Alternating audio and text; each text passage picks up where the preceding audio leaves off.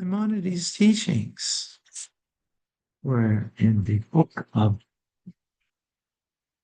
Avodah, divine service in the Holy Temple, may be speedily built, and we are in the laws of things that are invalid offerings. So we speak now about what's called a meal offering. It's animal offerings on the altar. There's meal offerings, meaning from fine flour for the most part. And so that's what we're speaking about right now. We're in chapter 11. Chapter 11, verse 11. Okay. Whenever any, identity 11 people, thank you. Whenever any of the persons who are disqualified from performing temple service take a handful of meal from the meal offering, a meal offering again is made from fine flour with oil, right? So someone who is disqualified from doing this and they do the offering, it's disqualified. In other words, if you're only a Kohen, a priest who is qualified to do this service, and a regular Israelite not. Similarly, if one these English collect the frankincense and offer the offering is unacceptable, even if he did not take the handful of meal.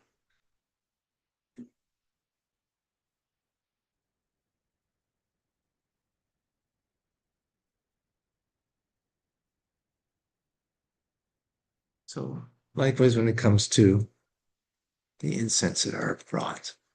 In the following situations, the meal offering is disqualified. A handful of meal was taken by an unacceptable kohen. So now we're talking about the kohen, the priest who does the offering, right? But this person was not acceptable. Sorry, by an acceptable kohen and given to one who is not acceptable. Okay, so it was taken. Right, handful meant they took like this with their fingers, 3 fingers. That took what's inside of these 3 fingers, and that was put onto the altar, right? So what if it was taken by someone who was acceptable, but then given to someone who's not acceptable, and they put it on the altar? Also good. Second instance, a kohen took a handful with his right hand and then transferred it to his left hand and then placed it into a utensil. So he took it with the right hand, which is where you're supposed to, but then he put it into his left hand rather than putting it straight onto right. There's a procedure in how everything needs to be done, and he didn't follow that procedure. It also becomes an acceptable offering, right? So he took a handful of meal with a sacred utensil and placed it in an ordinary utensil. So likewise, he took it, then put it into a sacred utensil. From there, it goes onto the altar. But then he put it onto an ordinary utensil, also makes it invalid. Okay. If while taking a handful of meal, he lift up a pebble, a grain of salt, or a particle of frankincense, it is disqualified. Why is it disqualified? Um,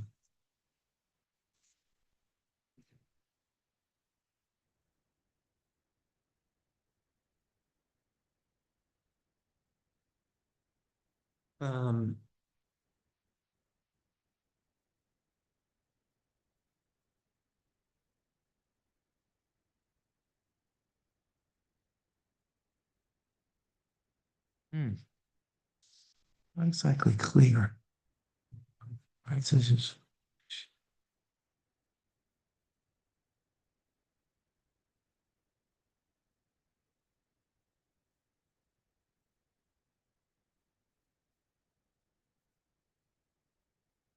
uh,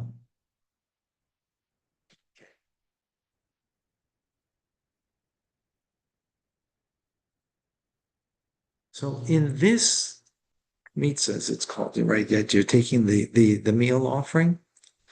It's a certain amount that needs to be there. Right? That amount, right? It's not supposed to be a small amount like this. It's got to be a full, like kind of fist, three finger fist, right? You have these three fingers here.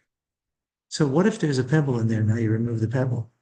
The problem with that is, which I mean, it's appropriate to remove it because it should not be part of the offering, but it needed to be removed beforehand, or even a grain of salt. Now what happened was, a grain of salt I don't exactly get because it must have been they use the thick salt, the thick particle salt. That's what makes a grain that we use. Particularly, it's used for koshering, uh, getting the blood out of animals, chicken after you slaughter it, for example. You put salt on it to the salt removes blood from the inside. As we learned actually in Chumash yesterday at great length about not eating the blood of an animal. Wow, look how everything's tied in. So let's say that grain of salt there's in the meal offering. So what it means is you don't have a full amount of that's necessary to put onto the altar as an offering. Or particle of frankincense is also part in there, and you removed it. You disqualify your offering because it's not for. If you took a handful when he was outside the temple courtyard and then entered the temple courtyard, you should take a handful inside the courtyard and it is acceptable, right? Because the handful outside of the temple courtyard is not the place to do it. So you have to take another, because remember the meal offering, there was a large and parts of it were eaten by the Kohanim, by the Kohens that were doing the service at that time. Excuse me. So what you need to do is then take a second handful because it was not done in the right place. So there's a right amount and there's a right place to do it. But here in the right place, if you didn't do it, you just take another handful. Interesting why he didn't say in the previous one that it's disqualified, not just say take another handful. Here it says take another handful in the right place. If an handful became scattered on the floor of the temple courtyard, he should collect it again.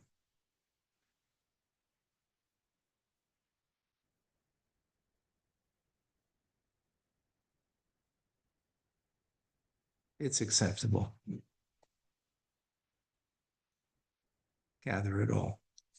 It fell on the floor. Okay. First of all, that part, by the way, is not being eaten. It's being put on the altar. And the following instance, the meal offering is unacceptable. If it was placed in a sacred utensil, a handful of meal was not placed. It was not placed in. I would say there's a glare here. How to not read that right? It was not placed in a sacred utensil. A handful of meal was not placed in the sacred utensil. It was brought to the altar while not in a sacred utensil, or was mixed with oil outside the temple courtyard. It is acceptable only if it was mixed with oil in the courtyard. Okay. Halacha number 7. All the meal offerings are acceptable, even if the oil was poured over them by someone who is unacceptable for temple service, a non-kohen, in other words, or the like. Or such a person mixed the oil with the meal, broke wafers into pieces, or put salt into them. If such a person would approach the altar with them or wave them, the kohen should approach the altar with them and wave them again, right? Because it was not the right person doing it. So just wave it again.